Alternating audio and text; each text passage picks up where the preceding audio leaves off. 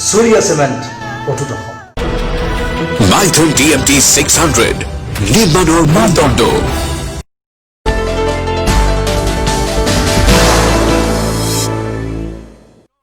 নমস্কাৰ, মই অতনু ভূঞা। আপোনালোকে চাই আছে DY 365 এই অনুষ্ঠান 24 ঘণ্টা।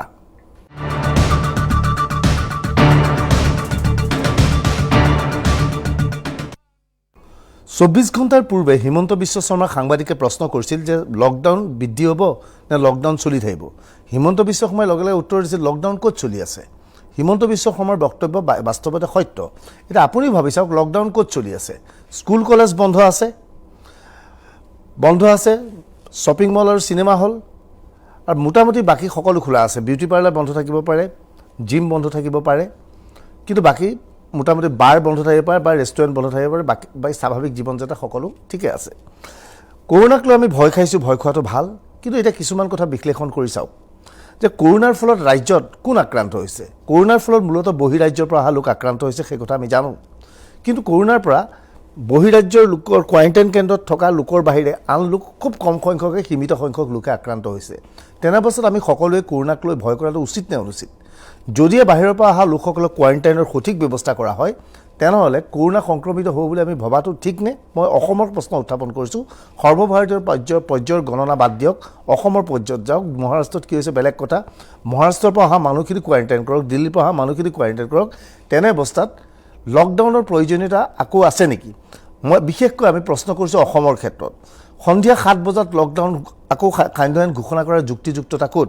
অৰ্থাৎ সন্ধিয়া 7 বজাত বন্ধ কৰি দিয়াৰ অৰ্থ এইটোৱেই যে ঘৰলৈ কৰ্মচাৰীজন বা চৰকাৰী চাকৰিয়ালজন বা ব্যক্তিগত খণ্ডত কাম কৰা ব্যক্তিজন 6টা, 6:30 বজাত ঘৰত সোমোৱাৰ পিছত কিবা প্ৰয়োজনীয় বস্তু থাকিলেও দোকানলৈ যাব নোৱাৰে, কাৰণ ইতিমধ্যে লকডাউনৰ বাবে দোকানীয়ে 6টা বজাত বন্ধ কৰি দিয়ে। গতিকে আমি ভাবোঁ যে ৰাজ্য চৰকাৰে এনে সিদ্ধান্ত ল'ব লাগে যে লকডাউন লাহে লাহে কিছু শিথিলতা অসমৰ প্ৰসংগ উত্থাপন কৰি আৰু এই সান্ধ্য আইনৰ ব্যৱস্থাটো নিশা 9 বজালৈ বা 10 বজালৈ স্থগিত ৰাখিব লাগে, যাতে ব্যৱসায় বাণিজ্যও ভালভাৱে চলি থাকে। আজি এই সংক্ৰান্তত হিমন্ত বিশ্ব শৰ্মাই অনুৰূপ মন্তব্য কৰিছিল। আজি হিমন্ত বিশ্ব শৰ্মাক সোধা হৈছিল পুনৰ যে লকডাউন বৃদ্ধি হ'ব নেকি? অসুবিধা নাই, কাৰণ আমাৰ মানুহৰ মাজত ছ'চিয়েল ডিষ্টেন্সৰ মেছেজটো খুব ষ্ট্ৰং কৰি গৈছে। মানুহে মাস্ক ব্যৱহাৰ কৰিছে। গতিকে মই ভাবোঁ যে শ্বপিং মলেই হওক বা স্কুল কলেজেই হওক, লাহে লাহে আমি সাধাৰণ জীৱন যাত্ৰালৈ ঘূৰি যাবৰ বাবে আমি প্ৰস্তুত হৈছোঁ। খালি ষ্টেজ মেনাৰত যাব লাগিব। আমি যেতিয়া স্কুল কলেজ খুলিম, 10 আৰু 12 প্ৰথমত খুলিব লাগিব। লাহে লাহে আমি আগুৱাই যাম, তাৰপিছত 9 আৰু 11ক মাতিম। গতিকে ঠিক তেনেকৈ শ্বপিং মল খুলিলেও প্ৰথম 50% শ্বপিং মলৰ ভিতৰৰ দোকান আমি খুলিব লাগিব। নেক্সট ৰাউণ্ডত নেক্সট ডে 50%। যেতিয়া মানুহে সেই জীৱন যাত্ৰাটোৰ লগত সহজ হৈ পৰিব, তেতিয়া আমি 100%লৈকে যাব পাৰোঁ। নিশাৰ সান্ধ্য আইনটো বিচাৰিছোঁ, কিন্তু সান্ধ্য আইনটো 7টাৰ জেগাত 9টা বজাৰ পৰা হ'লেও আপত্তি নাই। কিন্তু এই গোটেই সিদ্ধান্ত ভাৰত চৰকাৰে ল'ব, আমি নলওঁ।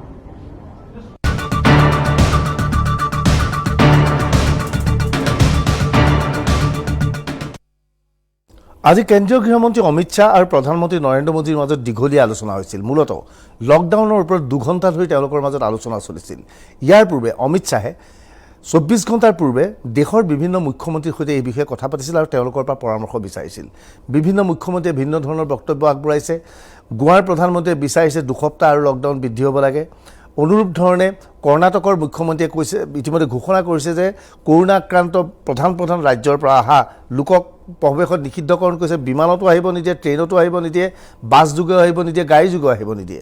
বিভিন্ন ৰাজ্যই বিভিন্ন সিদ্ধান্ত গ্ৰহণ কৰিছে। ইপিনে দেখা গৈছে যে দেশৰ 13খন চহৰ, যিকেইখন চহৰত ভয়ানক ৰূপত কৰোণা বিয়পি পৰিছে, সেইকেইখন চহৰৰ উপায়ুক্তৰ সৈতে কেন্দ্ৰীয় কেবিনেট সচিবে কাইলৈ হয়তো আলোচনাত মিলিত হ'ব ভিডিঅ' কনফাৰেন্সৰ জৰিয়তে। ইয়াৰ পিছত সিদ্ধান্ত হ'ব। সামগ্ৰিকভাৱে যি ধাৰণা কৰা হৈছে বা অসম চৰকাৰৰ যি গতিবিধি দেখা গৈছে যে অসমত লকডাউন কাৰ্যত শিথিলতা হ'ব। লকডাউন 5 হয়তো ঘোষিত হ'ব, কিন্তু এই 5 নৈশ সান্ধ্য আইনতে সীমাবদ্ধ থাকিব। শিক্ষানুষ্ঠান বন্ধ থাকিব। লাহে লাহে বিউটি পাৰ্লাৰ, ৰেষ্টুৰেণ্ট আদি খোলাৰ ব্যৱস্থা কৰিব চৰকাৰে। এনেধৰণৰ ধাৰণা কৰে। জিমৰ ক্ষেত্ৰতো অনুৰূপ সিদ্ধান্ত চৰকাৰে এইকেইদিনৰ ভিতৰতে ল'ব। দিল্লীৰ আম আদমি পাৰ্টিৰ নেতা সঞ্জয় সিঙক সোধা হৈছিল যে দিল্লীত কি ভাবে, দিল্লীত লকডাউন প্ৰত্যাহাৰ হ'ব লাগে নেকি? সঞ্জয় সিঙে কি কৈছিল? मुझे लगता है कि सभी राज्य सरकारों के मुख्यमंत्रियों की राय लेकर ही कोई फैसला आगे लेना चाहिए। और उससे आसानी भी होती है कोई आदेश को लागू करने में। तो मुझे लगता है कि जो राज्य सरकारें अपनी राय दी होंगी उसके हिसाब से केंद्र सरकार का फैसला आएगा। जो कोरोना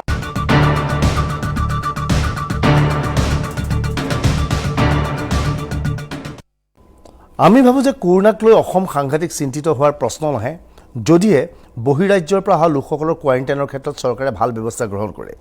ৰাজ্য চৰকাৰৰ স্বাস্থ্য বিভাগৰ ফালৰ পৰা বাৰে বাৰে কৈ থকা হৈছে যে কোৱাৰেণ্টাইনৰ সম্পূৰ্ণ ব্যৱস্থা কৰিছে, ৰুথলেছ কোৱাৰেণ্টাইনৰ কথা কৈছে, যে বাহিৰৰ পৰা অহা প্ৰতিজন ব্যক্তিক কোৱাৰেণ্টাইন কৰা হ'ব বুলি কোৱা হৈছে। যদি সেইটো হয় ভাল কথা, কিন্তু তাৰ আগতে আমি সামগ্ৰিকভাৱে দেশৰ পৰিৱেশ পৰিস্থিতি গ্ৰাফিকেলি আপোনালোকক দেখুৱাই ল'ব বিচাৰিছোঁ। কৰোণাৰ বিষয়ে গম পাব। ভাৰতৰ কৰোণা মিটাৰ যে আক্ৰান্তৰ সংখ্যা এতিয়া প্ৰায় 1,17,000 ওচৰা-ওচৰি হৈছে, 70 ওচৰা-ওচৰি, মৃত্যু হোৱা লোকৰ সংখ্যা 5,000 ওচৰা-ওচৰি হৈছে। ভাৰত বিশ্বৰ ভিতৰত 9ম কৰোণা আক্ৰান্ত দেশৰূপে পৰিগণিত হৈছে। লগতে দেখা গৈছে যে হঠাৎ 10ৰ পৰা ভাৰত 9ম স্থানলৈ গৈছে। 9ম স্থানত তুৰ্কী আছিল, 10মত ভাৰত আছিল। তুৰ্কীতকৈ এতিয়া ভাৰত আগবাঢ়ি গৈছে। আৰু সক্ৰিয় কৰোণা ৰোগীৰ প্ৰসংগটো যদি আমি উত্থাপন কৰোঁ তেনেহ'লে ভাৰতে সক্ৰিয় কৰোণা আক্ৰান্তৰ ক্ষেত্ৰত ভাৰতৰ স্থান 4ৰ্থ। ইয়াত মুঠেই ভাল কথা নহয়। সক্ৰিয় অৰ্থাৎ নতুনকৈ কৰোণা আক্ৰান্তৰ সংখ্যা দেশত বৃদ্ধি পাইছে। এইবাৰ দেশৰ 5খন কৰোণা আক্ৰান্ত ৰাজ্য, 1 নম্বৰত মহাৰাষ্ট্ৰ, প্ৰায় 60,000 আক্ৰান্ত হৈছে, মৃত্যু হৈছে 2000 ওপৰত 60,000। এই মুহূৰ্তত শেহতীয়া সময়তে 60,000 অতিক্ৰম কৰিলে। আমি 59,546 কৈছিলোঁ, কিন্তু এতিয়া বৃদ্ধি পালে 60,000লৈ বৃদ্ধি পালে। তামিলনাডুত আক্ৰান্তৰ সংখ্যা 20,157 জনৰ মৃত্যু হৈছে। তাৰপিছত আহি গ'ল আমি তৃতীয়খন যিখন দেশৰ তৃতীয়খন ৰাজ্যৰ বিষয়ে উত্থাপন কৰি দিল্লী। ৰাজধানী দিল্লীত আক্ৰান্তৰ সংখ্যা 17,000, মৃত্যু হৈছে 398।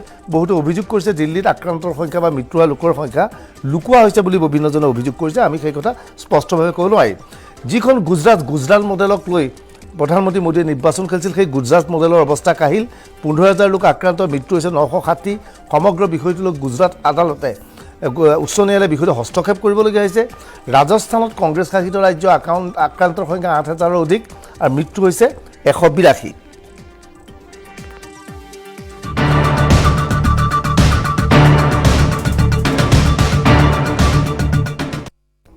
কৰোণাৰ সৈতে আমি সহাৱস্থান কৰিব লাগিব। এই কথাটো ইতিমধ্যে বিভিন্ন মুখ্যমন্ত্ৰীয়ে কৈছে, অৰবিন্দ কেজৰিৱালে কৈছিল। শেহতীয়াভাৱে বিভিন্ন নেতাৰ বক্তব্যৰ পৰা এনেধৰণৰ ধাৰণাই কৰা হৈছে। হিমন্ত বিশ্ব শৰ্মাৰ বক্তব্যৰ পৰা এটা কথা স্পষ্ট যে আমি কৰোণাৰ সৈতে সহাৱস্থান কৰিবই লাগিব। কিন্তু কৰোণাৰ সৈতে সহাৱস্থান কৰিলে কি কৰিব লাগিব? মূলতঃ 3টা বিষয়বস্তুৰ ওপৰত গুৰুত্ব দিয়া হৈছে, আমাক বুজোৱা হৈছে। সেই 3টাৰ ভিতৰত 1 নম্বৰত হৈছে আমি অনবৰতে মুখত মাস্ক পৰিধান কৰিব লাগিব, আমি ঘনে ঘনে হাত চেনিটাইজাৰৰ ব্যৱস্থা কৰিব লাগিব। 3 নম্বৰ কথাটো হৈছে সামাজিক দূৰত্ব মেইনটেইন কৰিব লাগিব। এই 3টা যদি আমি মানি চলোঁ তেনেহ'লে কৰোণাই হয়তো আমাক আক্ৰান্ত কৰিব নোৱাৰিব। আৰু শেহতীয়া নতুন তথ্য অনুসৰি যে কৰোণা আক্ৰান্ত কোনো এজন ব্যক্তিৰ স্পৰ্শত আহিলে আপুনি কৰোণা আক্ৰান্ত নহ'বও পাৰে। সেই ব্যক্তিজনৰ থুই খেকাৰ বা আজি যদি আপোনাৰ শৰীৰত সংস্পৰ্শিত হয় তেতিয়াহে আপুনি সংক্ৰমিত হ'ব পাৰে। এনে এক ধাৰণাও, এনে এক তথ্যও সন্মুখলৈ আহিছে। যি হিমন্ত বিশ্ব শৰ্মাই ঘনে ঘনে সামাজিক দূৰত্ব মেইনটেইন কৰিবলৈ কৈছে, গুৱাহাটীত সাংবাদিক মেল যেতিয়া আয়োজন কৰে, হিমন্ত বিশ্ব শৰ্মাই আজিকালি সাংবাদিকক নামাতে, বৰঞ্চ কেমেৰা পাৰ্চনক মাতে। সাংবাদিক ঘৰত থাকি জুম এপ্লিকেশ্যনছৰ জৰিয়তে হিমন্ত বিশ্বক প্ৰশ্ন কৰিব পাৰে আৰু হিমন্ত বিশ্বই উত্তৰ দিয়ে। সেইজন হিমন্ত বিশ্ব শৰ্মাই যদি সামাজিক দূৰত্ব মানি নচলে তেতিয়াহ'লে কি হ'ব? স্বয়ং স্বাস্থ্যমন্ত্ৰীয়ে এনে কাম কৰিব পাৰেনে? আজি স্বাস্থ্যমন্ত্ৰীয়ে এনে কাম কৰিছে। এই কাম কৰাৰ বাবে স্বাস্থ্যমন্ত্ৰীক আমি দোষাৰোপ কৰাৰ পৰিৱৰ্তে আমি দোষাৰোপ কৰিব লাগিব বিজেপি কৰ্মীসকলক। বিজেপি কৰ্মীসকলে বিশেষকৈ সাৱধান হ'বৰ হ'ল। আৰু বিজেপি কৰ্মীয়ে আজি যি কাণ্ড কৰি দেখুৱাইছে তেজপুৰত, সেই কাণ্ড চোৱাৰ পিছত আপুনি ক'ব এয়া মুঠেই ভাল হোৱা নাই। আৰু এইবাৰৰ পৰা হিমন্ত বিশ্ব শৰ্মা কোনো সমষ্টিলৈ গ'লে, কামত গ'লে এই ক্ষেত্ৰত যাতে হিমন্ত বিশ্ব শৰ্মাই হস্তক্ষেপ কৰে সেইটো প্ৰয়োজনীয় হৈ পৰিছে। তেজপুৰত কি হৈছিল? ৰাজ্যৰ স্বাস্থ্যমন্ত্ৰী ডক্টৰ হিমন্ত বিশ্ব শৰ্মাৰ বিৰুদ্ধে উত্থাপন হ'ল সামাজিক দূৰত্ব নমনাৰ গুৰুতৰ অভিযোগ। তেজপুৰৰ এখন কোভিড-19ৰ চিকিৎসালয় উদ্বোধন কৰিবলৈ শুকুৰবাৰে উপস্থিত হৈছে হিমন্ত বিশ্ব শৰ্মা। হিমন্ত বিশ্ব শৰ্মা গাড়ীৰ পৰা নামিছে। হিমন্ত বিশ্ব শৰ্মাই গাড়ীৰ সন্মুখৰ আসনত বহিছে। কাষত এজন চালক। নিয়ম অনুসৰি পিছৰ আসনত খুব বেছি এজন ব্যক্তি বহিব পাৰে। কিন্তু দেখা গ'ল হিমন্ত বিশ্ব শৰ্মাৰ সৈতে গাড়ীৰ পিছফালে বহি আহিছে পীযুষ হাজৰিকা আৰু ঢেকীয়াজুলি সমষ্টিৰ বিধায়ক অশোক সিংঘল। এইবাৰ তেওঁলোক আগুৱাই গ'ল। হস্পিটেলখনৰ বাহিৰত যথেষ্ট সংখ্যক লোক। এইসকল লোক চিকিৎসক বা চিকিৎসাকৰ্মী নহয়। ইয়াৰে অধিকাংশই হৈছে বিজেপিৰ কৰ্মী। হিমন্ত বিশ্ব শৰ্মাক মুখ দেখুৱাবলৈ এওঁলোকে আহি এইদৰে সামাজিক দূৰত্ব পাহৰি পেলাইছে। হিমন্ত বিশ্ব শৰ্মাই অৱশ্যে চিকিৎসালয়ত প্ৰৱেশ কৰি এইদৰে হেণ্ড ছেনিটাইজাৰে হাত ধুই লৈছে। ইয়াৰ পিছত হিমন্ত বিশ্ব শৰ্মাক গামোচা পিন্ধোৱা হৈছে। যিটো সময়ত স্বয়ং প্ৰধানমন্ত্ৰীয়ে গামোচা পিন্ধোৱা বা ফুল লোৱাৰ পৰা বিৰত আছে, কিন্তু ৰাজ্যৰ স্বাস্থ্যমন্ত্ৰীক দেখা গ'ল গামোচা ওলোৱা, ফুল ওলোৱা। ইয়াৰ পিছত হিমন্ত বিশ্ব শৰ্মা আৰু পীযুষ হাজৰিকা লগত সাংসদ পল্লৱ লোচন দাস আৰু অশোক সিংঘল চিকিৎসালয়ৰ ভিতৰলৈ সোমাই গ'ল। ভিতৰত অজস্ৰ লোক। এই লোকসকল বিজেপিৰ কৰ্মকৰ্তা। হিমন্ত বিশ্ব শৰ্মাৰ ওচৰত নিজক দেখা দিবলৈ তেওঁলোক এইদৰে আহিছে। এইবাৰ এই আলোকচিত্ৰখনলৈ মন কৰক। বাহিৰত এজাক মানুহ ৰৈ আছে। এই লোকসকলে সামাজিক দূৰত্ব সম্পূৰ্ণৰূপে পাহৰি গৈছে। হিমন্ত বিশ্ব শৰ্মাক মুখ দেখুৱাবলৈ বিজেপিৰ জিলা পৰিষদৰ বহু সদস্য আহিছে। আমাৰ সাংবাদিকে প্ৰশ্ন কৰিছিল, আপোনালোক আহিছে কিয়? আপোনালোক কিয় আহিছে? জিলা পৰিষদৰ কিয় আহিছে? ইয়াত কিবা কাম আছিলে? কি আছিলে? কিয় আহিছে কওকচোন। মানে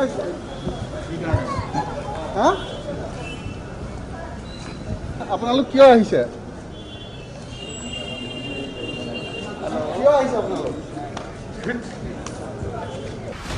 লগে লগে তেওঁলোকে ঘটনাস্থলীৰ পৰা পলায়ন কৰে। যিটো সময়ত হিমন্ত বিশ্ব শৰ্মাই বাৰে বাৰে সামাজিক দূৰত্ব মানি চলিবলৈ আহ্বান জনাইছে, সেই সময়ত হিমন্ত বিশ্ব শৰ্মাৰ আগমনত এইদৰে বিজেপি কৰ্মীৰ হিলদল ভাঙি ঘটা আগমনে প্ৰতিক্ৰিয়াৰ সৃষ্টি কৰিছে। তেজপুৰৰ পৰা ৰূপজ্যোতি গোস্বামী, DY 365।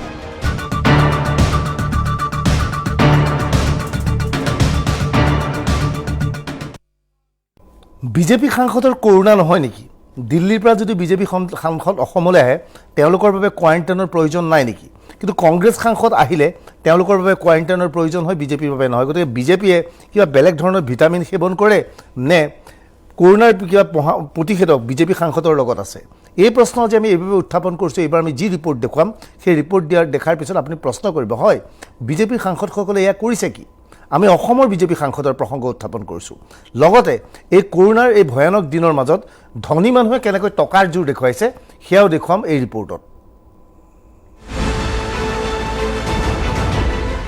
লকডাউনৰ এই জটিল সময়ছোৱাত দেশৰ শ্ৰমিকসকলৰ কি অৱস্থা হৈছে আমি জানো। আমি ইতিমধ্যে দেখুৱাইছোঁ 1000 কিলোমিটাৰ পৰ্যন্ত শ্ৰমিকে পৰিবাৰসহ খোজকাঢ়ি ঘৰলৈ যাত্ৰা কৰিছে। এই যাত্ৰাৰ ফলত বহু শ্ৰমিকৰ মৃত্যু হৈছে। এই সমগ্ৰ বিষয়টোক লৈ ইতিমধ্যে উচ্চতম ন্যায়ালয়েও হস্তক্ষেপ কৰি কৈছে যে এই শ্ৰমিকসকলক ৰেল বা বাছ যোগে নিব লাগে আৰু সম্পূৰ্ণ ব্যয় ৰাজ্য চৰকাৰে বহন কৰিব লাগে। তৎসত্ত্বেও শ্ৰমিকে খোজকাঢ়ি আছিল। কিন্তু এইখিনি সময়তেই এইখন ভাৰতত লকডাউনৰ মাজত চৰ্চাৰ কেন্দ্ৰবিন্দু হৈ পৰিছে এজন ব্যক্তি। মানুহজনৰ নাম জগদীশ আৰোৰা। ভূপালৰ বিখ্যাত সুৰা ব্যৱসায়ী তেওঁ। লকডাউনৰ মাজত টকাৰ জোৰ দেখুৱালে আৰোৰাই। যিটো সময়ত শ্ৰমিকে বাছ ট্ৰেইন আদি নাপায় বা আৰ্থিক অনাটনত খোজকাঢ়ি হাজাৰ হাজাৰ কিলোমিটাৰ অতিক্ৰম কৰিছে, সেই সময়ত ভূপালৰ সুৰা ব্যৱসায়ী জগদীশ আৰোৰাই যি কাৰ্য কৰি দেখুৱালে তাক দেখি আপুনি আচৰিত হ'ব। জগদীশ আৰোৰাৰ কন্যা, 2 সন্তান আৰু মাতৃ আছিল দিল্লীত। লকডাউনৰ পূৰ্বে তেওঁলোক দিল্লীলৈ গৈছিল, কিন্তু লকডাউনৰ ফলত দিল্লীৰ পৰা ভূপাললৈ উভতি আহিব নোৱাৰিলে। এইখিনি সময়তেই জগদীশ আৰোৰাই এখন ব্যক্তিগত বিমান ভাড়া কৰিলে। বুধবাৰে এই বিমান ৰাওনা হয় দিল্লীৰ পৰা। এই বিমানখনৰ মুঠ আসনৰ সংখ্যা আছিল 180, কিন্তু 180খন আসন থকা এই বিমানত যাত্ৰী হিচাপে আহিল কেৱল 4 গৰাকী ব্যক্তি। এই 4 গৰাকী ব্যক্তি হ'ল আৰোৰাৰ কন্যা, 2 সন্তান আৰু মাতৃ। সৰু প্ৰাইভেট জেট বিমান ভাড়া ল'ব পাৰিলেহেঁতেন যদিও আৰোৰাই বিশাল বিমানখন ভাড়া ল'লে। উদ্দেশ্য কৰোণা ভাইৰাছ যাতে বিয়পি নপৰে তাৰ বাবে বিশাল বিমানত কেৱল 4 গৰাকী ব্যক্তিক কঢ়িয়াই আনিবলৈ বাধ্য হ'ল। বিমানখনৰ বাবদ আৰোৰাই দিবলগীয়া হৈছিল প্ৰায় 20 লাখ টকা। পৰিয়ালৰ 4জন সদস্যৰ যাতায়াতৰ বাবদ 20 লাখ টকা ব্যয় কৰে আৰোৰাই। দিল্লীৰ পৰা বিমানখন আহিছিল পুৱা 9:30 বজাত। ভূপাল পাইছিল 10:30 বজাত। এই বিশাল বিমান ভাড়াত লৈ পৰিয়ালৰ সদস্যক ভূপাললৈ অনা বাতৰি বিয়পি পৰাৰ পিছত সাংবাদিকে যোগাযোগ কৰিছিল জগদীশ আৰোৰাৰ সৈতে। আৰোৰাই এইটো ব্যক্তিগত বিষয় বুলি কৈ এই বিষয়ে মাত মাতিবলৈ অস্বীকাৰ কৰিলে। আৰোৰাই কাৰ্যত লকডাউনৰ সময়ত দেখুৱালে টকাৰ জোৰ। কিন্তু এইখিনি সময়তে অসমৰ বিজেপি চৰকাৰৰ বিৰুদ্ধে গুৰুতৰ অভিযোগ উত্থাপন কৰিছে প্ৰাক্তন মুখ্যমন্ত্ৰী তৰুণ গগৈ। লকডাউনৰ প্ৰাক মুহূৰ্তত নতুন দিল্লীৰ সংসদৰ কাম কাজ চলি আছিল। অসমৰ বিজেপিৰ সাংসদসকলো লকডাউনৰ সময়ত নতুন দিল্লীত আছে। কিন্তু হঠাৎ লকডাউন ঘোষণা কৰা হ'ল। ৰেল সেৱা বিমান সেৱা সকলো বন্ধ হ'ল। এনে অৱস্থাত অসমৰ কংগ্ৰেছৰ সাংসদ ৰিপুণ বৰা, প্ৰদ্যুৎ বৰদলৈ, গৌৰৱ গগৈ, আব্দুল খালেক আদি দিল্লীতে আবদ্ধ হৈ থাকিবলগীয়া হৈছিল। ইয়াৰ মাজতে ৰেল সেৱা মুকলি কৰি দিয়াৰ লগে লগে ৰিপুণ বৰাই পত্নীসহ নতুন দিল্লীৰ পৰা ৰেল যোগে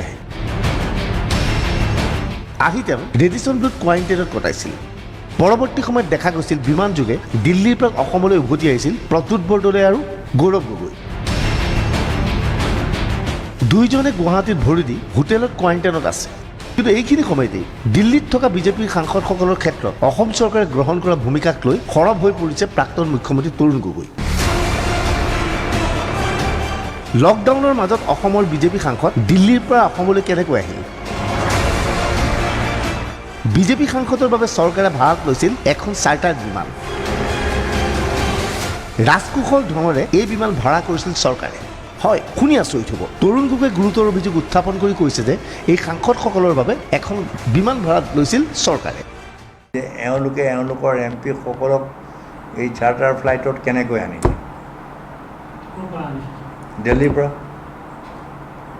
তেওঁলোকে ক'ৰ পৰা আহিলে? মোক হেৰি এওঁলোক কি কয়, কুইন ওজাই হওক, আজি কি এই কি তপন গগৈ, এই কি বৰুৱা, প্ৰধান বৰুৱা, লোচন, পল্লৱ লোচন দিল্লীৰ পৰা কেনেকৈ আহিলে? কিয় কোৱাৰেণ্টাইন কৰা নহ'ল তেওঁলোক? এই হেৰি হোৱাৰ পিছত, লকডাউন হোৱাৰ পিছত তেওঁলোকৰ ছেশ্যন হৈ আছিল। কেনেকৈ আহিলে ইয়াত? এতিয়া ট্ৰেইন অলপ দিনৰ আগতে আহিছে, প্লেইন এতিয়াই আহিছে। কেনেকৈ আহিলে? যেতিয়া ওলাইছিলে যে চাৰ্টাৰ্ড ফ্লাইটত লৈ আহিলে, এতিয়া কোনে ইয়াৰ খৰচ দিব? আৰু তেওঁলোক কিয় কোৱাৰেণ্টাইন নগ'ল? আৰু কেনেকৈ তেওঁলোক আহিলে? না গাড়ীত আহিল, না তেওঁলোক যিহেতু গাড়ীটো আহিব নোৱাৰে। সেই সময়ত কেনেকৈ আহিলে? কেতিয়া আহিলে এইকেইজন? তেওঁলোক তাতে আছে ছেশ্যন। বিজেপি, বেলেগতো। এতিয়া প্ৰশ্ন হ'ল, নতুন দিল্লীৰ দৰে ৰেড জোনৰ পৰা অসমলৈ আহি উপস্থিত হোৱা এই সাংসদসকলৰ বাবে কোৱাৰেণ্টাইনৰ ব্যৱস্থা নকৰিলে কিয়? যিটো সময়ত ৰাজ্যৰ স্বাস্থ্যমন্ত্ৰী হিমন্ত বিশ্ব শৰ্মাই কঠোৰ কোৱাৰেণ্টাইনৰ কথা কৈছে, সেই সময়ত বিজেপিৰ সাংসদসকলক কোৱাৰেণ্টাইন কৰা নহ'ল কিয়? বিজেপিৰ এই সাংসদসকলৰ স্বাব টেষ্ট লোৱা হৈছিল নে? এইবোৰ প্ৰশ্ন এতিয়া সন্মুখলৈ আহিছে। আমি আশা কৰোঁ এই ক্ষেত্ৰত স্পষ্টীকৰণ আগবঢ়াব ৰাজ্য চৰকাৰে। Bureau report, DY365।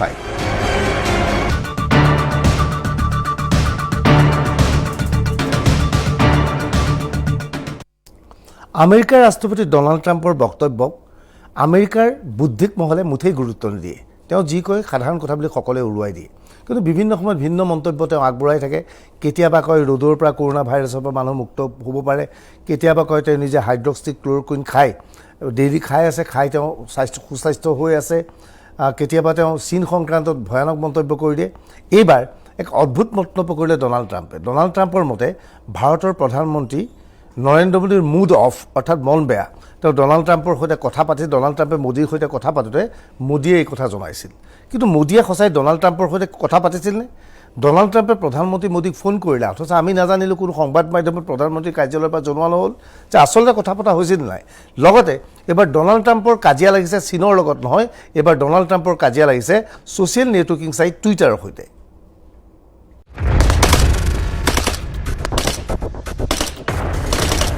চীনৰ সামৰিক বাহিনীৰ অভিযানৰ দৃশ্য এয়া। প্ৰশিক্ষণত অৱস্থাত চীনৰ সামৰিক বাহিনী।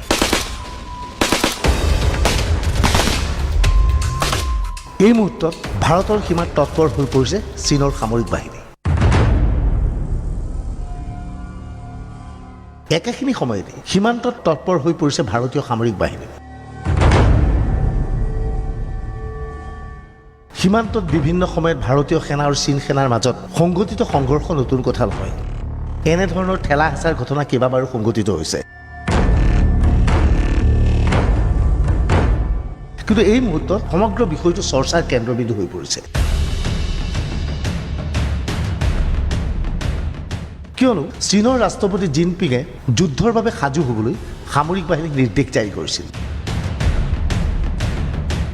কিন্তু কাৰ বিৰুদ্ধে যুদ্ধ? ইয়াৰ কোনো উত্তৰ নাছিল চীনৰ ৰাষ্ট্ৰপতিৰ ফালৰ পৰা।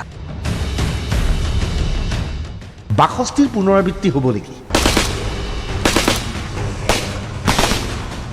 ভাৰত আৰু চীনৰ মাজত পুনৰ যুদ্ধ আৰম্ভ হ'ব নেকি? এই যুদ্ধই তৃতীয় বিশ্বযুদ্ধৰ সূচনা কৰিব নেকি? কৰোনা ভাইৰাছক কেন্দ্ৰ কৰি চীনৰ সৈতে সংঘাত সৃষ্টি হৈছে বিশ্বৰ বিভিন্ন দেশৰ। আমেৰিকা যুক্তৰাষ্ট্ৰই ঘনে ঘনে চীনক সমালোচনা কৰিছে। চীনৰ পৰা কৰোনা ভাইৰাছ কেনেকৈ সমগ্ৰ বিশ্বত বিয়পি পৰিলে ইয়াৰ নিৰপেক্ষ তদন্ত কৰিবলৈ বিশ্বৰ 160খনৰ অধিক দেশে স্বাক্ষৰ কৰি পত্ৰ প্ৰেৰণ কৰিছিল। স্বাক্ষৰকাৰী দেশৰ মাজত আছিল ভাৰতো। এনে অৱস্থাত ভাৰত আৰু চীনৰ মাজত সম্পৰ্ক এই মুহূৰ্তত মুঠেই ভাল নহয়। দুই পক্ষই সীমান্তত সামৰিক বাহিনী মজুত কৰি ৰাখিছে। এইখিনি সময়তে বিতৰ্কৰ মাজত সোমাই পৰিছে আমেৰিকা যুক্তৰাষ্ট্ৰৰ ৰাষ্ট্ৰপতি ডনাল্ড ট্ৰাম্প। ডনাল্ড ট্ৰাম্পে হোৱাইট হাউচত এক সংবাদমেলৰ আয়োজন কৰিছিল আৰু এই সংবাদমেলত ডনাল্ড ট্ৰাম্পে যি বক্তব্য আগবঢ়ালে সেই বক্তব্যক কেন্দ্ৰ কৰি ভাৰতত চাঞ্চল্যৰ সৃষ্টি হৈছে। Prime Minister a lot. He's a great gentleman. Great gentleman. Yeah, they have a big conflict going with India. ভাৰতৰ প্ৰধানমন্ত্ৰী এজন ভদ্ৰলোক। ভাৰত আৰু চীনৰ মাজত সংঘাত চলি আছে। দুইখন দেশৰ 1.4 বিলিয়ন জনসাধাৰণ আছে। দুইখন দেশ যথেষ্ট শক্তিশালী, সামৰিকভাৱেও শক্তিশালী। ভাৰত সুখী নহয়, বোধহয় চীনো সুখী নহয়।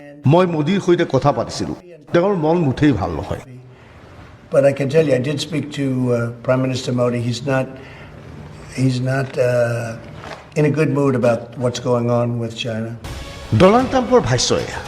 লগে লগে প্ৰশ্ন হৈছে, ডনাল্ড ট্ৰাম্পে প্ৰধানমন্ত্ৰী মোদীৰ সৈতে আলোচনাত মিলিত হৈছিল নেকি? ভাৰত আৰু চীনৰ মাজত সংঘাতৰ সৃষ্টি হৈছে। মই মধ্যস্থতাকাৰী ভূমিকা পালন কৰিবলৈ সাজু আছোঁ, ঘোষণা কৰিলে ডনাল্ড ট্ৰাম্পে। I would do that if they thought মধ্যস্থতাকাৰী লাগিলে মই হ'বলৈ ৰাজি আছোঁ। mediator or the arbiter. I would do that. ট্ৰাম্পৰ বক্তব্যত হতবাক ভাৰত। মোদীয়ে ট্ৰাম্পৰ সৈতে কথা পতা নাই। শেষ কথা পাতিছিল 4 এপ্ৰিলত। হাইড্ৰক্সি ক্লৰোকুইনক লৈ দুইজনৰ আলোচনা হৈছিল, কিন্তু নতুনকৈ কোনো আলোচনা হোৱা নাই। স্বাভাৱিকতে প্ৰশ্ন হৈছে, ডনাল্ড ট্ৰাম্পে মিছা কথা ক'লে কিয়? ট্ৰাম্পে প্ৰধানমন্ত্ৰী মোদীৰ সৈতে আলোচনা কৰা নাই, অথচ সংবাদমেলত তেওঁ দাবী কৰিলে প্ৰধানমন্ত্ৰী মোদীৰ মুড ভাল নহয়। মোদীৰ সৈতে ফোনত কথা পাতিছিলোঁ বুলি তেওঁ ক'লে। ভাৰতে ইতিমধ্যে এই বিষয়টোক অস্বীকাৰ কৰিছে। চীনৰ সৈতে আলোচনাৰে সমাধান বিচাৰে ভাৰতে। একেধৰণৰ মন্তব্য আগবঢ়ালে বেইজিঙেও। এইখিনি সময়তে টুইটাৰৰ সৈতে সংঘাত আৰম্ভ হৈছে ডনাল্ড ট্ৰাম্পৰ। ডনাল্ড ট্ৰাম্পৰ এই টুইটটোলৈ মন কৰক। এটা বিষয়ক লৈ টুইট কৰিছিল ডনাল্ড ট্ৰাম্পে, কিন্তু টুইটাৰে এই টুইটৰ তলতেই উল্লেখ কৰিছিল যে এই টুইটৰ কোনো বিশ্বাসযোগ্যতা নাই। স্বয়ং ডনাল্ড ট্ৰাম্পৰ টুইটৰ বিশ্বাসযোগ্যতা নাই বুলি টুইটাৰে ঘোষণা কৰাৰ লগে লগে সংঘাত আৰম্ভ হৈছে ডনাল্ড ট্ৰাম্পৰ। এইবাৰ টুইটাৰৰ সৈতে মতভেদ ডনাল্ড ট্ৰাম্পৰ। আইন প্ৰণয়ন কৰি কঠোৰ স্থিতি ল'লে ট্ৰাম্পে। Therefore, today I'm আজি মই কাৰ্যকৰী আইন স্বাক্ষৰ কৰিছোঁ বাক স্বাধীনতা ৰক্ষাৰ বাবে ছ'চিয়েল নেটৱৰ্কিং ছাইটৰ বিৰুদ্ধে এই আইন। ইতিমধ্যে ডনাল্ড ট্ৰাম্পে অভিযোগ কৰা মতে টুইটাৰ, ফেচবুক আদি ছ'চিয়েল নেটৱৰ্কিং ছাইটে ট্ৰাম্পৰ বিৰুদ্ধে কাম কৰিছে। বিৰোধীৰ হৈ কাম কৰিছে এনে ছ'চিয়েল নেটৱৰ্কিং ছাইটে। Bureau' report DY365।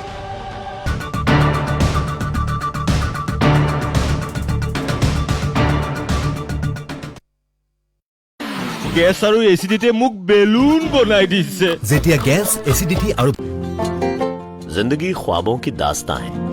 आपका परफेक्ट घर बनाने का ख्वाब हम बरसों से पूरा करते आए हैं, इस संकट की घड़ी में आप भले ही 4 दीवार में बंद हैं, पर आपका ख्वाब तो आजाद है। इसलिए आप ख्वाब देखते रहिए और हम उन्हें पूरा करते रहेंगे। और फिर से शुरुआत होगी एक नए सफर की। Cementing dreams for a new beginning. Amrit cement, healthy cement for healthy homes. जिंदगी ख्वाबों की दास्तां है। आपका परफेक्ट घर बनाने का ख्वाब हम बरसों से पूरा करते आए हैं। इस संकट की घड़ी में आप भले ही 4 दीवार में बंद हैं, पर आपका ख्वाब तो आजाद है। इसलिए आप ख्वाब देखते रहिए और हम उन्हें पूरा करते रहेंगे।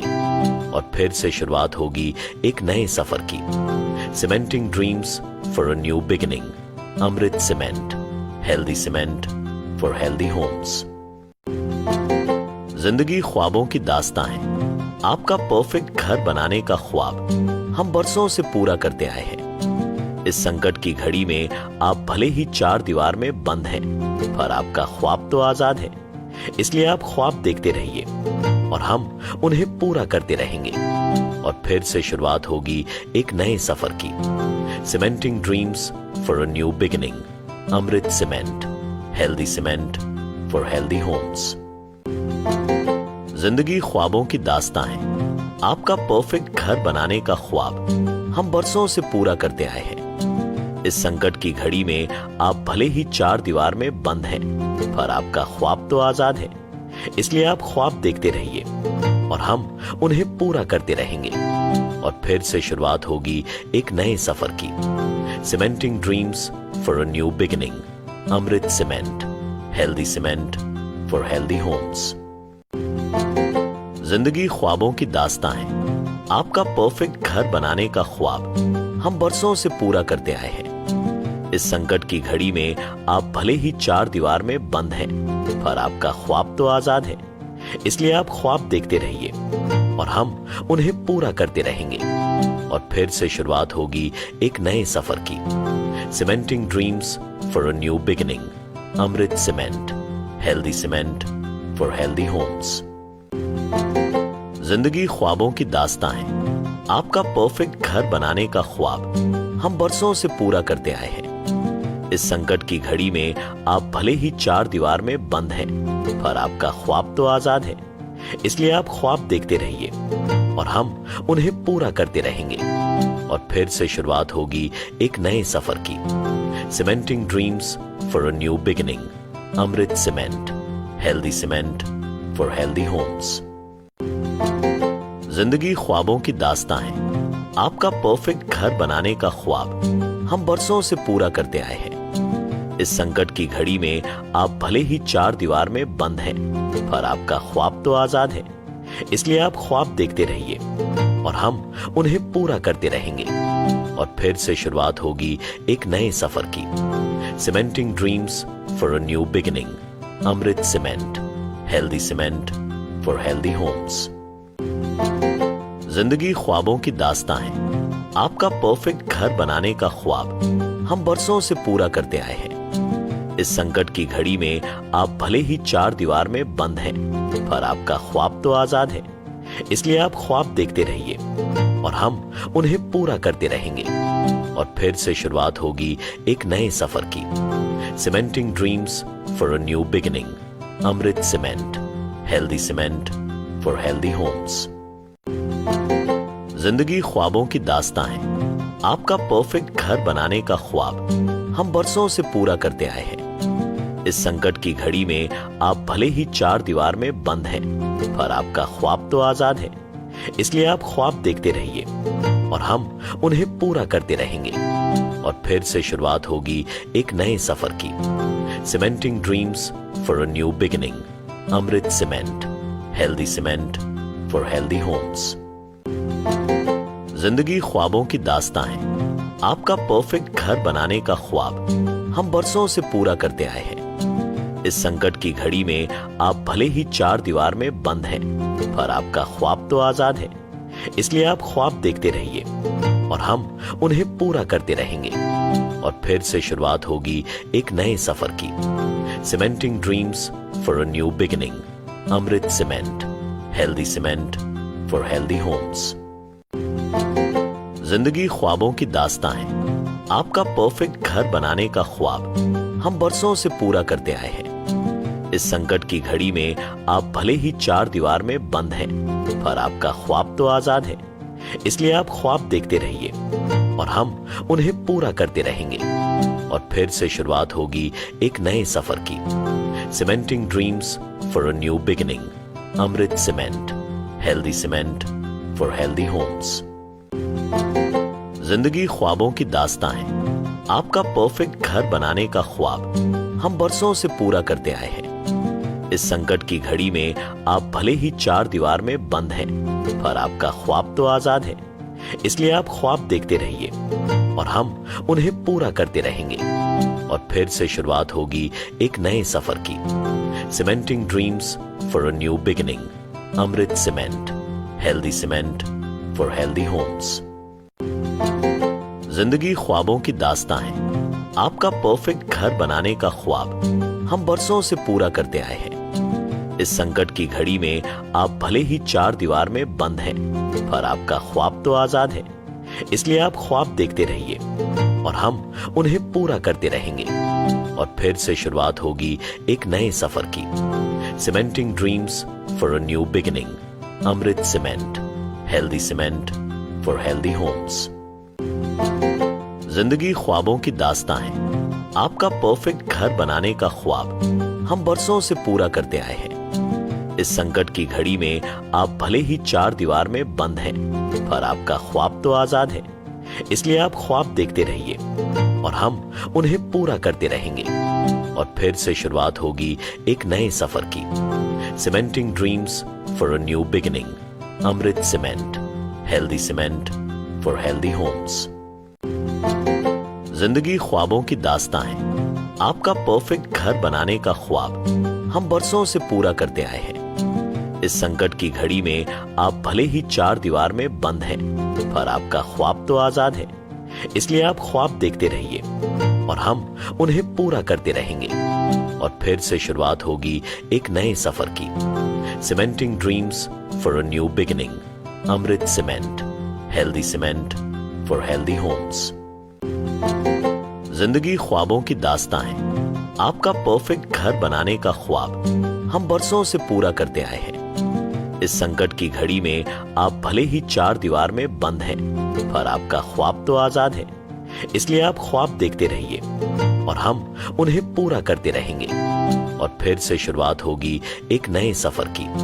Cementing dreams for a new beginning. Amrit cement, healthy cement for healthy homes. जिंदगी ख्वाबों की दास्तां है। आपका परफेक्ट घर बसे।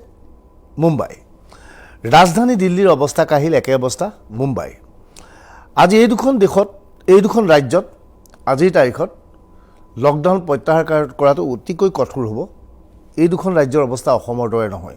আমি প্ৰথমেই দিল্লীৰ আজিৰ পৰিৱেশ পৰিস্থিতি আপোনালোকক দেখুৱাই ল'ব বিচাৰিছোঁ। দিল্লীৰ সীমান্তৱৰ্তী অঞ্চলৰ এই দুটা দৃশ্য মন কৰক। বাওঁফালৰ দৃশ্য দিল্লী হাৰিয়ানাৰ সীমা আৰু সোঁহাতৰ দৃশ্য দিল্লী গুৰুগ্ৰামৰ সীমা। আচলতে এই সীমান্ত বন্ধ কৰি দিছে দুইখন ৰাজ্যই। হাৰিয়ানা আৰু উত্তৰ প্ৰদেশ চৰকাৰে সিদ্ধান্ত লৈছে দিল্লীৰ পৰা কোনো লোকৰ অহা যোৱা উত্তৰ প্ৰদেশ আৰু হাৰিয়ানাত কৰিবলৈ দিয়া নহ'ব। দিল্লীত কৰ্মৰত নিৰ্দিষ্ট সংখ্যক লোকক হাৰিয়ানা আৰু গুৰুগ্ৰামৰ পৰা অহাৰ অনুমতি দিছে চৰকাৰে। লগে লগে দিল্লী হাৰিয়ানা সীমা আৰু দিল্লী উত্তৰ প্ৰদেশ সীমাত এক অবাঞ্ছিত পৰিৱেশৰ সৃষ্টি হৈছে। এইদৰে সাংঘাতিক ভিৰ হৈছে এই দুই অঞ্চলত। কিয়নো দিল্লীত কৰ্মৰত অৱস্থাত আছে হাৰিয়ানা আৰু গুৰুগ্ৰামৰ বহু সংখ্যক লোক। দিল্লীৰ নিচেই কাষত থকা এই অঞ্চলৰ পৰা বিভিন্ন শ্ৰেণীৰ লোকে দৈনিক কাম কৰিবলৈ দিল্লীলৈ আহে।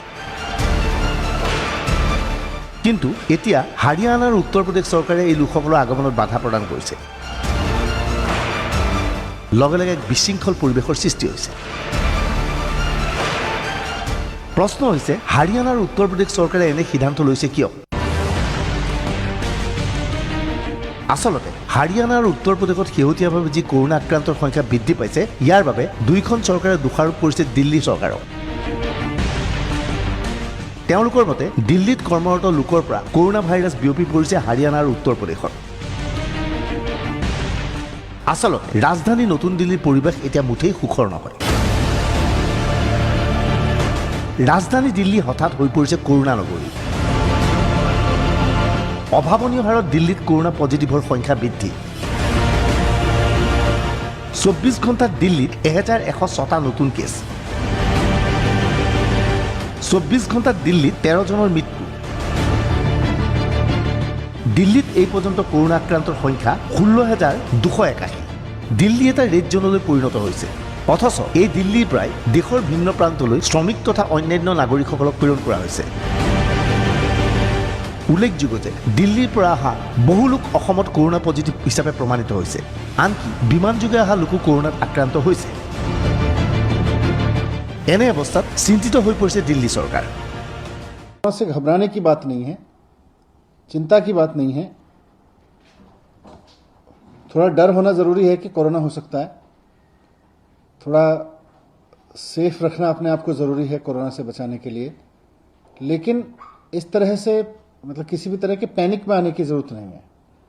इस पे भी मैं अपनी बात रखूँगा, लेकिन उससे पहले आपके सामने डेटा रखना चाहता हूँ कि कल कोरोना से दिल्ली में 13 डेथ हुई हैं। इसके साथ साथ 69 डेथ के मामले जो पुराने थे, किसी हॉस्पिटल में अलग अलग समय पर डेथ हुई और उनकी जांच, उनके पूरी हमारी कमेटी ने जो जांच की या उन सब में या उन हॉस्पिटल से भी डिटेल मिली, वो और ऐड हुए हैं।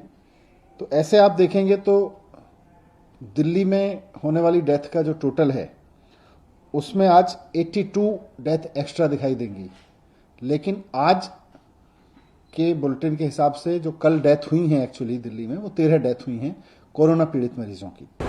তাৎপৰ্যপূৰ্ণভাৱে দিল্লীত কৰোনা আক্ৰান্তৰ সংখ্যা বৃদ্ধি পাইছে যদিও দিল্লী চৰকাৰে দাবী কৰিছে কৰোনাত আক্ৰান্ত লোক সন্তুষ্ট হোৱাৰ কোনো কাৰণ নাই। কৰোনাত আক্ৰান্ত হ'লেও সেইজন ব্যক্তি চিকিৎসালয় যোৱাৰ প্ৰয়োজন নাই। যিটো সময়ত অসম চৰকাৰে কৰোনা আক্ৰান্তৰ বাবে ঘনে ঘনে নতুন নতুন চিকিৎসালয় অধিগ্ৰহণ কৰিছে বা চিকিৎসালয় নিৰ্মাণ কৰিছে, সেই সময়ত দিল্লীত আচলতে চিকিৎসালয়ত বিচনাৰ অভাৱ ঘটিছে। এনে অৱস্থাত দিল্লী চৰকাৰে কৈছে কৰোনা আক্ৰান্ত ঘৰত থাকিয়েই ভাল হ'ব পাৰে। मैंने कहा घबराने की बात नहीं है, वो इसलिए क्योंकि पेशेंट्स बढ़ रहे हैं, पूरे देश में बढ़ रहे हैं, पूरी दुनिया में भी बढ़े हैं। लेकिन दिल्ली में अच्छी चीज़ ये है कि पेशेंट्स ठीक भी हो रहे हैं। ठीक होने का रेट करीब करीब 50% है। 50% के करीब ठीक भी होते जा रहे हैं। और जो लोग पेशेंट बने हैं, जो लोग कोरोना से ग्रसित हुए हैं, उसमें भी देश में भी ये देखने को मिल रहा है, दुनिया भर में भी देखने को मिला है और दिल्ली भी इसका उदाहरण बनती जा रही है कि 80 से 90% लोग होम क्वारंटाइन में रह के ठीक हो जा रहे हैं, रिकवर कर जा रहे हैं। हॉस्पिटल आने की जरूरत नहीं है। बहुत सारे लोग अगर कोरोना टेस्ट में पॉजिटिव पाए जाते हैं तो उनकी फैमिली में, उनके आस पड़ोस में पैनिक हो जाता है कि अब तो इनको हॉस्पिटल जाना पड़ेगा, हॉस्पिटल में भर्ती करा देना चाहिए। बिल्कुल पैनिक में ना आए।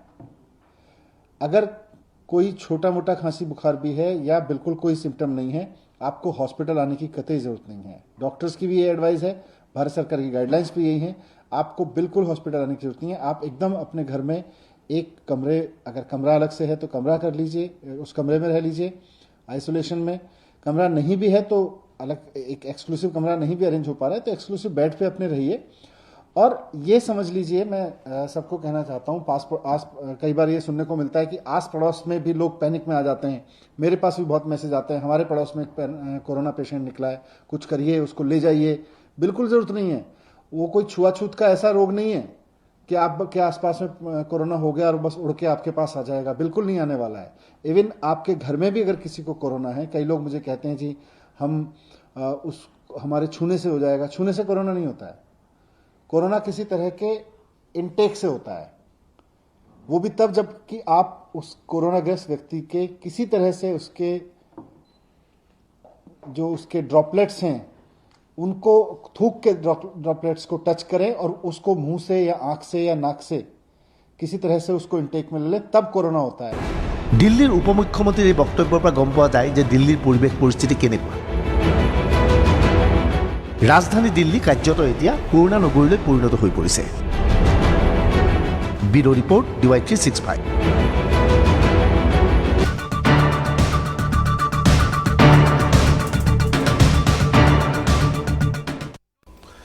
ৰাজ্যৰ স্বাস্থ্যমন্ত্ৰী হিমন্ত বিশ্ব শৰ্মাই আজি কেইবাখনো কৰোনা বা কোভিড-19 চিকিৎসালয়ৰ কাম কাজ আৰম্ভ কৰিছে।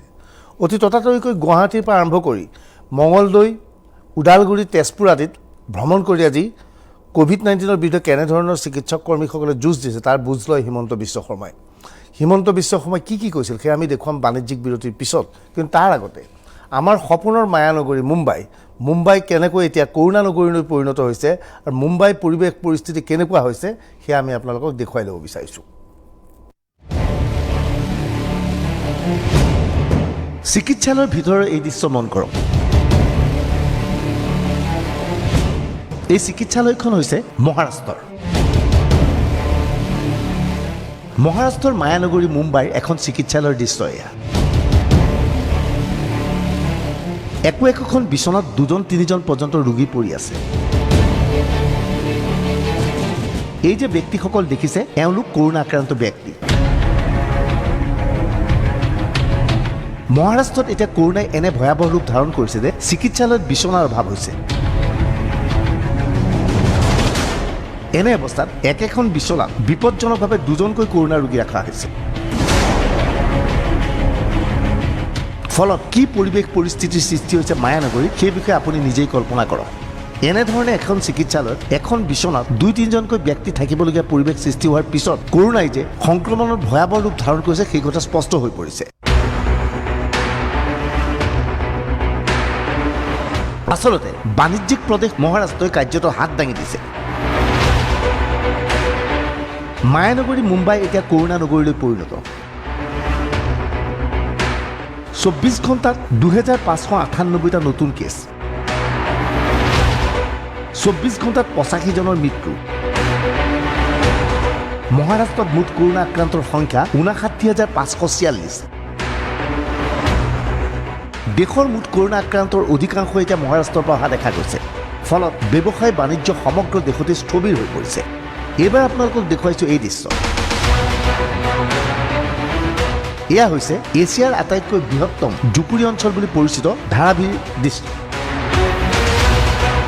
এই ধাৰাভিত বৃহৎ সংখ্যক লোক থাকে। বস্তি অঞ্চলৰূপে পৰিগণিত ধাৰাভিত এতিয়া কোনো ধৰণৰ সামাজিক দূৰত্ব নাই।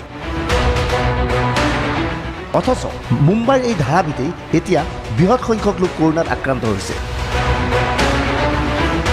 এই যে লোকসকল দেখিছে এওঁলোক ৰখি আছে নিজ নিজ ৰাজ্যলৈ উভতি যাবলৈ। ধাৰাভি কৰোনাৰ ৰেড জোন হৈ পৰাৰ পিছত জুপুৰি অঞ্চলত বসবাস কৰা এই লোকসকল নিজ নিজ ঘৰলৈ যাবলৈ চেষ্টা চলাইছে। ফলত এনেধৰণৰ সাংঘাতিক ভিৰ হৈছে মহাৰাষ্ট্ৰত। जी हाँ, धारावी में रहते हैं। धारावी में रहते हैं? हाँ। कितने सालों से रह रहे हैं? हम तो 30-32 साल से रह रहे हैं। तो आज ऐसा क्या हो गया कि आपको घर जाना है? कहाँ जा रहे हैं आप? मैं हमको घर जाने का था पिछले महीना, मगर लॉकडाउन हो गया, इसके लिए नहीं जा पाए। तो अभी ट्रेन जा रही, इसके लिए जा रहे हैं। यहाँ हम सुबह से खड़े हैं, करीब लगभग 7-7:30 बजे से। यूपी बिहार की लाइन लगी हुई थी, तो अभी आगे पुलिस ने कहा कि जो है यूपी बिहार वाले बाहर निकल जाओ। करीब कुछ नहीं तो हज़ारों आदमी की लाइन है। हाँ, तो अभी आके सुबह से हम लोग 5 बजे से लाइन में बैठे हैं और ये अभी आके बोल रहा है इतने टाइम की जो है ये अभी 11:30-12 बज रहा है। वो बोल रहा है कि न सब यूपी वाले सब बाहर हो जाओ, गाड़ी नहीं है और तुम लोग जाओ सब। मैं यहाँ सुबह 6 बजे से खड़ा हूँ और अभी पता चल रहा है कि गाड़ी कोलकाता जाएगी और मुझे जाना है बिहार। মহাৰাষ্ট্ৰৰ ভিন্ন প্ৰান্তৰ এতিয়া কৰোনাত আক্ৰান্ত। দেশৰ মুঠ 13খন চহৰৰ ভিতৰত মহাৰাষ্ট্ৰত কমেও 3খন চহৰ আছে, যি 3খন চহৰক কৰোনাৰ ৰেড জোন বুলি ক'ব পাৰি। সেই চহৰ 3খন হ'ল মুম্বাই, পুনে আৰু থানে। এনে অৱস্থাত ভয়ানক পৰিৱেশ পৰিস্থিতিৰ মুখামুখি হৈছে মহাৰাষ্ট্ৰবাসী। Bureau report DY365।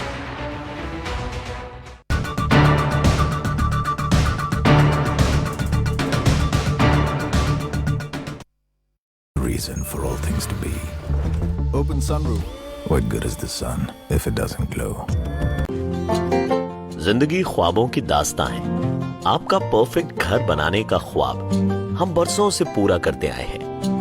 इस संकट की घड़ी में आप भले ही 4 दीवार में बंद हैं, पर आपका ख्वाब तो आजाद है। इसलिए आप ख्वाब देखते रहिए और हम उन्हें पूरा करते रहेंगे। और फिर से शुरुआत होगी एक नए सफर की। Cementing dreams for a new beginning. Amrit cement, healthy cement for healthy homes. जिंदगी ख्वाबों की दास्तां है। आपका परफेक्ट घर बनाने का ख्वाब हम बरसों से पूरा करते आए हैं। इस संकट की घड़ी में आप भले ही 4 दीवार में बंद हैं, पर आपका ख्वाब तो आजाद है। इसलिए आप ख्वाब देखते रहिए और हम उन्हें पूरा करते रहेंगे।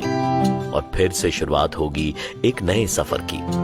Cementing dreams for a new beginning. Amrit cement, healthy cement for healthy homes. जिंदगी ख्वाबों की दास्तां है। आपका परफेक्ट घर बनाने का ख्वाब हम बरसों से पूरा करते आए हैं। इस संकट की घड़ी में आप भले ही 4 दीवार में बंद हैं, पर आपका ख्वाब तो आजाद है। इसलिए आप ख्वाब देखते रहिए और हम उन्हें पूरा करते रहेंगे। और फिर से शुरुआत होगी एक नए सफर की। Cementing dreams for a new beginning. Amrit cement, healthy cement for healthy homes. जिंदगी ख्वाबों की दास्तां है। आपका परफेक्ट घर बनाने का ख्वाब हम बरसों से पूरा करते आए हैं। इस संकट की घड़ी में आप भले ही 4 दीवार में बंद हैं, पर आपका ख्वाब तो आजाद है। इसलिए आप ख्वाब देखते रहिए और हम उन्हें पूरा करते रहेंगे। और फिर से शुरुआत होगी एक नए सफर की। Cementing dreams for a new beginning. Amrit cement, healthy cement for healthy homes. जिंदगी ख्वाबों की दास्तां है।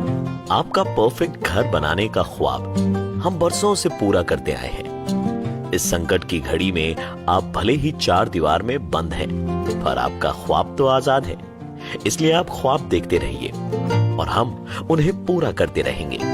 और फिर से शुरुआत होगी एक नए सफर की। Cementing dreams for a new beginning. Amrit cement, healthy cement for healthy homes. जिंदगी ख्वाबों की दास्तां है।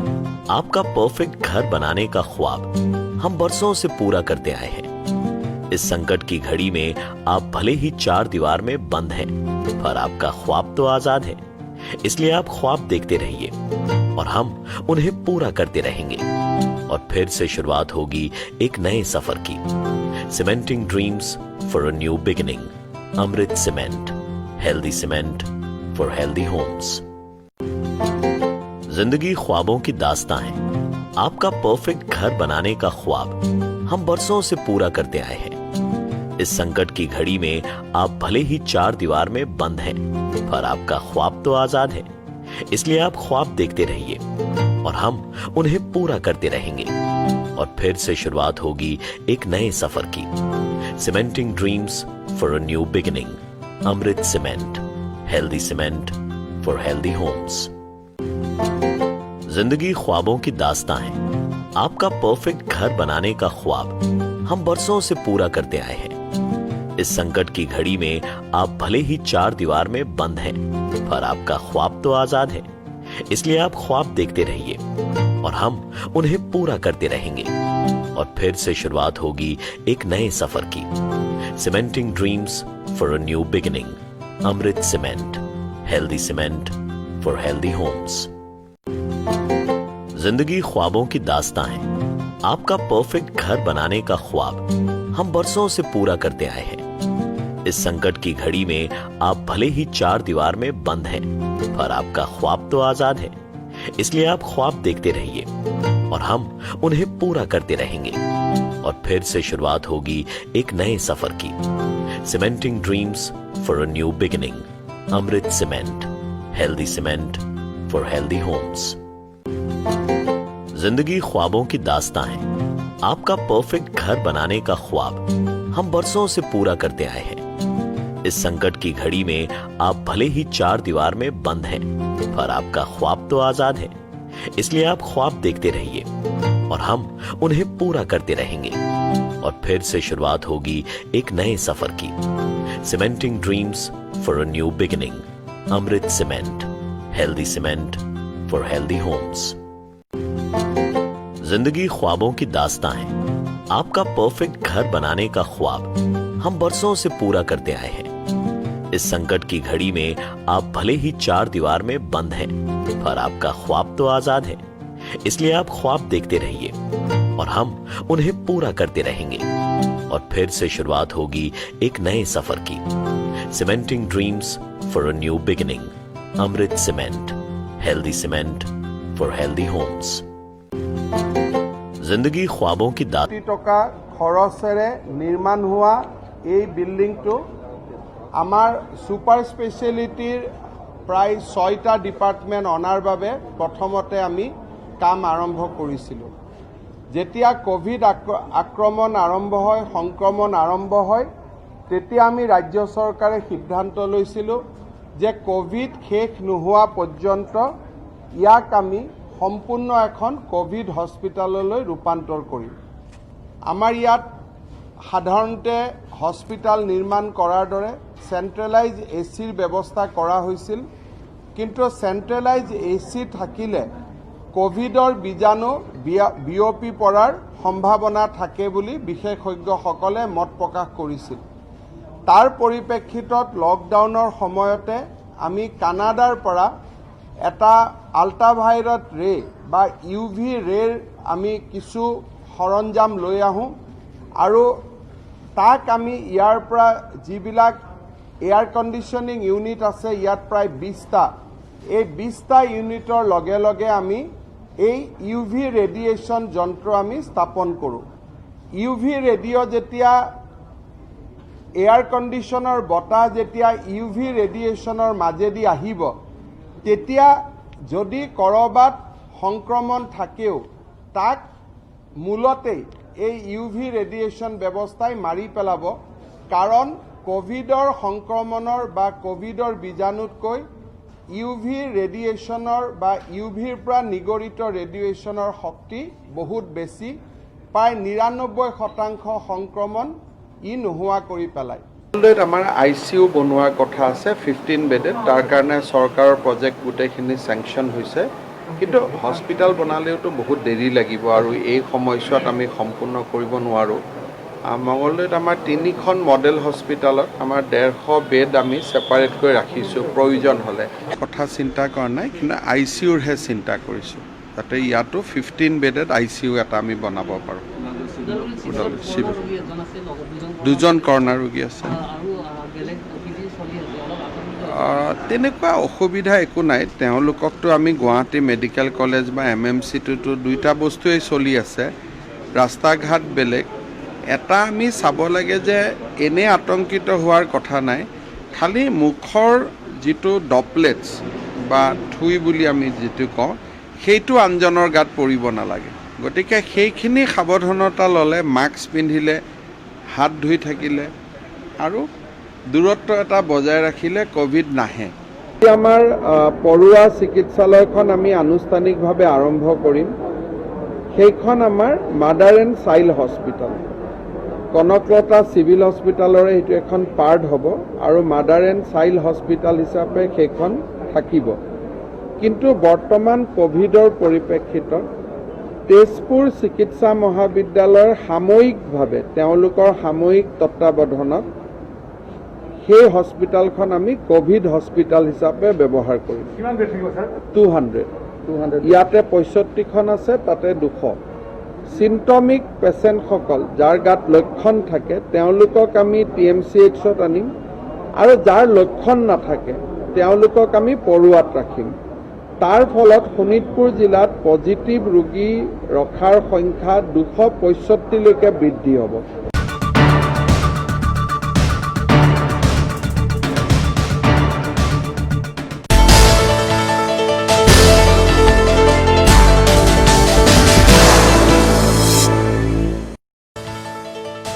DY प्राइम टाइम আগবঢ়ালে তুফান ফেন।